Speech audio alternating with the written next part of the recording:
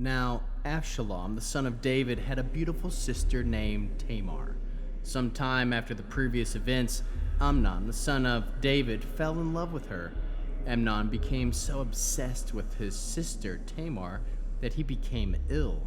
She was a virgin, and Amnon thought it would be impossible to approach her. But Amnon had a friend named Yonadav, the son of Shimei, David's brother, and Yonadav was a very shrewd fellow. He asked him, "Why, son of the king, are you growing thinner every day? Won't you tell me?"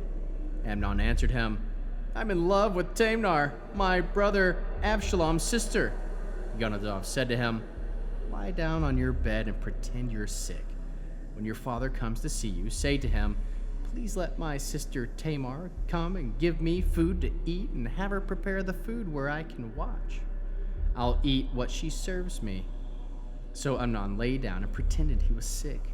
When the king came to her, Amnon said to the king, "Please let my sister Tamar come and make me a couple of cakes here where I can watch, and I'll eat what she serves me." David sent this instruction home to Tamar: "Go now to your brother Amnon's house and prepare him some food." So Tamar went to her brother Amnon's house. He was lying down. She took dough, kneaded it, and made cakes, and he watched and baked the cakes. She then took the pan and turned them out in front of him, but he refused to eat. Amnon said, "Have everyone leave me," and everyone left him. Amnon said to Tamar, "Bring the food into my room so I can have you serve me." Tamar took the cakes she had made and brought them into the room Amnon, her brother. But when she brought them near so that he could eat, he grabbed her and he said to her, "Come to bed with me, my sister." "No, my brother," she answered him, "don't force me. Things like this aren't done in Israel. Don't behave so disgracefully. Where could I go with such shame? And as for you, you will be regarded as one of Israel's vulgar brutes. Now therefore, please speak to the king, because he won't keep me from you." However, he wouldn't listen to her, and since he was stronger than she, he overpowered her and raped her, so that he was filled with utter revulsion for her. His hatred for her was even greater than the love he had for her before. Amnon said to her, "Get up, get out of here." "No," she objected, "because throwing me out like this is even worse than what you've already done to me." But he wouldn't listen to her. He called his personal servant and said, "Get rid of this woman for me, throw her out, and lock the door after her." She was wearing a long-sleeve robe. This was how they used to dress the king's daughters who were virgins. His servant took her out and locked the door after her. Tamar put ashes on her head, tore her long-sleeve robe that she was wearing, laid her hand on her head, and went off crying aloud as she went. Absalom, her brother, said to her, "Has Amnon, your brother, been with you? But now, my sister, keep quiet, because he's your brother. Don't take the matter to heart." Tamar remained desolate in her brother Absalom's house. When King David heard about all these things, he became very angry. As for Absalom, he refused to say a word to Amnon, either good or bad. For Absalom hated Amnon for having raped his sister Tamar.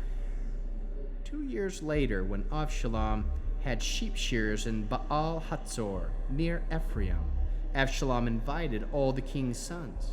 Absalom went to the king and said, "The servant has sheep shears. Please let the king and his servants come along with your servant." The king replied to Absalom, "No, my son, let's not all go.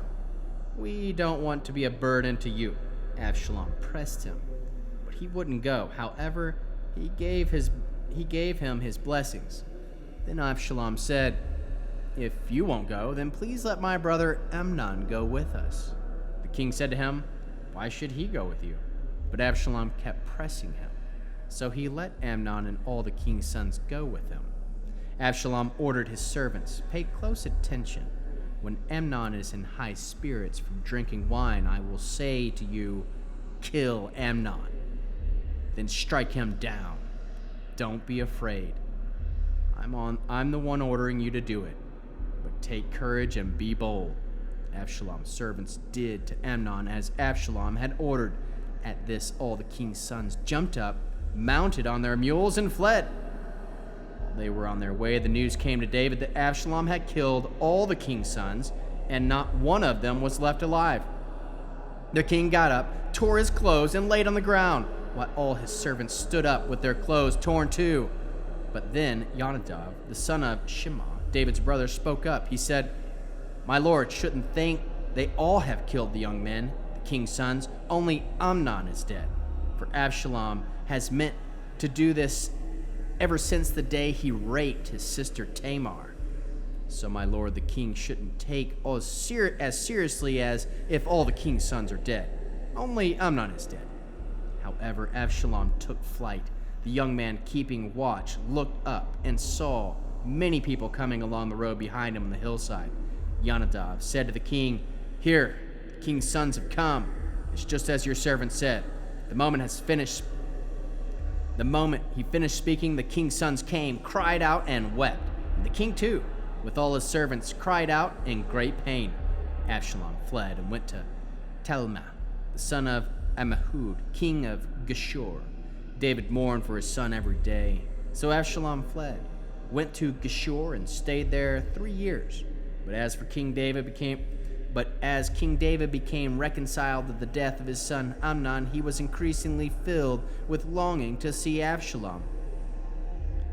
Joab, the son of Zeruiah, perceived that the king missed Absalom. So Joab sent to Tekoa, brought from there a clever woman, and said to her, "Please, pretend you're a mourner.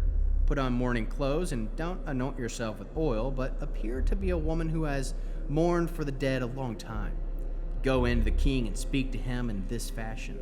And then Joab told her just what to say. When the woman of Tekoa spoke to the king, she fell down with her face to the ground, prostrating herself, and said, "King, help!" The king said to her, "What's the trouble?" She answered, "I am a widow. After my husband died, my two sons were in the field, and they got into a fight with each other.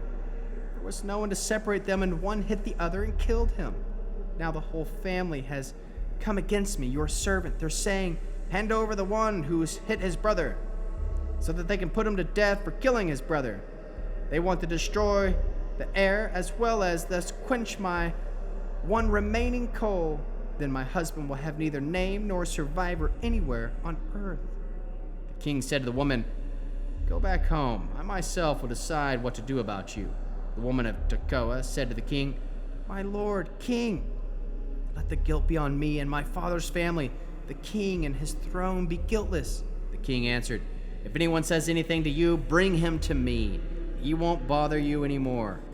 "Please," she said, "let the king swear by Adonai, your God, that the blood avengers won't do any more destroying, so that they won't destroy my son."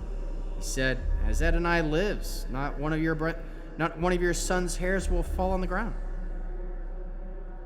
Then the woman said, "Please allow your servant to say something else to my lord, the king." "Go on," he replied. The woman said, "Why is it then that you have produced a situation exactly like this against God's people by saying what you have said?" The king has virtually incriminated himself in that the king does not bring home again the son of he banished. For we will all die someday. We'll be like water spilled on the ground that can't be gathered up again. God makes no exception for anyone. The king should think of some way to keep the son he banished from being forever an outcast. Now the reason I came to speak about this matter to my lord the king is that the people were intimidating me. So your servant said, 'I will speak now to the king. Maybe the king will do to what this servant is asking. For the king will listen and rescue his servant from the hands of those who would destroy me and my son together from our share of God's inheritance.' And your servant said, 'Please let my lord the king say something that will give me relief. For my lord the king is like an angel of God in discerning good from bad. and may Adonai your God be with you." Then the king answered the woman, "I'm going to ask you a question. Please don't hide anything from me." The woman said, "Let my lord the king now speak." The king asked, "Did Yaov put you up to this?" The woman answered, "As you live, the lord the king, when my lord the king speaks, no one can avoid the issue by turning either right or left. Yes, it was your servant Yaov who had me do this. And he put in my mouth every word you have heard your servant say. Your servant Yaov did this in order to bring out some charge in the situation, but my lord is wise. He has the wisdom of an angel of God when it comes to understanding anything going on in this land." The king said to Yaov, "All right, I am granting you this request. Go and bring back young Absalom." Yoav fell to the ground on his face, prostrating himself, and blessed the king. Yoav said, "Today your servant knows that I have won your favor, my lord, king, because the king has done what your servant requested." Then Yoav got up, went to Geshur, and brought Absalom to Jerusalem. However, the king said, "Let him return to his own house, but he is not to appear in my presence." So Absalom returned to his own house and did not appear before the king. Now all Israel, there were no one more praised for his beauty than Absalom. There was no defect on him from his sole of his foot to the crown of his head. He would cut his hair once a year, and at the end of the year, the only reason he cut it was because it weighed him down. He weighed the hair on his head. It was 200 shekels, using the royal weight, about 5 pounds. To Absalom were born 3 sons and 1 daughter, whose name was Tamar. She was a beautiful woman. Absalom lived 2 years in Jerusalem without appearing before the king. Then Absalom summoned Yoav, planning to send him to the king, but he refused to come to him. He summoned him a second time, but he still wouldn't come. So he said to his servants, "See, Yoav's field is close to mine, and he has barely there. Go and set it on fire." Absalom's servants set the field on fire. Then Yoav got up, went to Absalom at his house, and asked him, "Why did your servant set my field on fire?" Absalom answered Yoav, "Look, I sent a message to you to come here, so that I could send you to the king and ask, why did I come from Geshur? It would have been better for me to have stayed there. So now, let me appear before the king, and if I am guilty of anything, he can kill me." Yoav went to the king and told him, and when he had called for Absalom, he went to the king and prostrated himself and his face to the ground before the king. Then the king kissed Absalom. Sometime later, Absalom prepared himself a chariot and horses with 50 men to run ahead of him. He would get up early and stand by the road leading to the city gate, and if someone had a case that was to come before the king of judgment, Absalom would call to him and ask, "What city are you from?" And he would answer, "Your servant is from such and such a tribe of Israel." Absalom would say to him, "Look, your cause is good and just, but the king hasn't deputized anyone to hear your case. Then Absalom would continue, "Now, if I had made judge in the land, anyone with a suit or other cause could come to me, and I would see that he gets justice. Moreover, whenever any man came close to prostrate himself before me, he would put on his hand, take out of him, and kiss him." This is how Absalom behaved toward anyone in Israel who came to the king for judgment, and in this way Absalom stole the hearts of the people of Israel. At the time of 40 years, Absalom said to the king, "Please let me go to Hebron and fulfill the vow I made to Adonai. Your servant made a vow while I was staying in Geshur in Aram, in the effect that if Adonai would bring me back to Jerusalem, then I would serve Adonai." The king said to him, "Go in peace." So he set out and went to Hebron. But Absalom sent spies throughout all the tribes of Israel to say, "The moment you hear the sound of the shofar, then start proclaiming, 'Absalom is king of Hebron.'" When Absalom went, 200 men from Jerusalem who had been invited, they went innocently, knowing nothing about the scheme. Absalom sent to Ahitophel, the Golini, David's counselor, to come from his town Golah and be with him while offering sacrifices. The conspiracy grew strong because the number of people favoring Absalom kept increasing. a messenger came to David, saying, "The men of Israel have aligned themselves with Absalom." David said to all his servants with him in Jerusalem, "Get up, we must flee, otherwise none of us will escape from Absalom. Hurry and leave, and he will soon overtake us, attack us, and put the city to the sword." The king's servants said to the king, "Here, your servants are ready to do whatever my lord the king decides." So the king set out, and all his household after him. The king left 10 women who were concubines to care for the place. The king set out with all the people after him, but they waited at the last hour for all his servants to pass by him in review. All the Crete and Pleti and all the Gittim, 600 men who had accompanied him from Gath, passed in review before the king. Then the king said to Ittai the Gitti, "You too? Why are you going with us? Go back and stay with your king, since you are both a foreigner and an exile from your own place. You arrived only yesterday. Should I ask you to wander around with us? There's no telling where I may go. Return and take your kinsman back to you. Grace and truth be with you." But Ittai answered the king, "As Adonai lives, and as my lord the king lives, wherever my lord the king may be, whether for death or for life, your servant will be there too. Go, move along, said David the Ittai, and Ittai the Gitti moved on, accompanied by all his men and the little ones with him. The whole country wept and wailed as all the people left.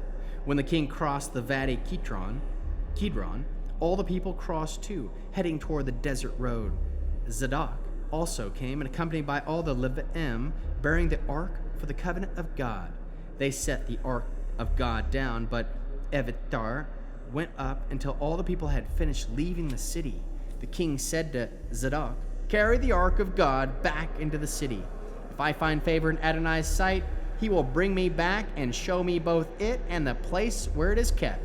But if he says, 'I am displeased with you,' then here I am. Let him do to me whatever seems good to him." The king then said to Zadok the Kohen, "Do you see?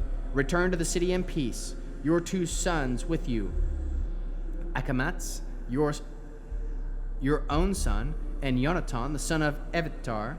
I will wait in the desert plains until a message with new information comes from you." So Zadok the Abiathar carried the ark of God back to Jerusalem and stayed there. David continued up the road to the Mount of Olives, weeping as he went, head covered and barefoot, and all the people with him had their heads covered and wept up as they went. One of them told David, "Achitophel is among the conspirators with Absalom." David said, "Adonai, please turn Achitophel's advice into foolishness." When David reached the top of ascent, where it was customary to worship God, Hushai the Archi came to meet him with a tunic torn and earth on his head. David said to him, "If you go on with me, you will become a burden to me. But if you go back to the city and tell Absalom, 'King, I will be your servants, just as I was with your fathers in the past, and I so now will be your servant,' then you will be able to frustrate Achitophel's advice for me. You have Zadok the Abiathar and the Kohanim there with you. So whether you hear from the king's house, you tell to Zadok and Abiathar the Kohanim. Their 2 sons, Achimaaz, the son of Zadok, and Jonathan, the son of Abiathar, are there with them. Through them send me everything you hear." So Hushai, David's friend, came into the city when Absalom was about to enter Jerusalem.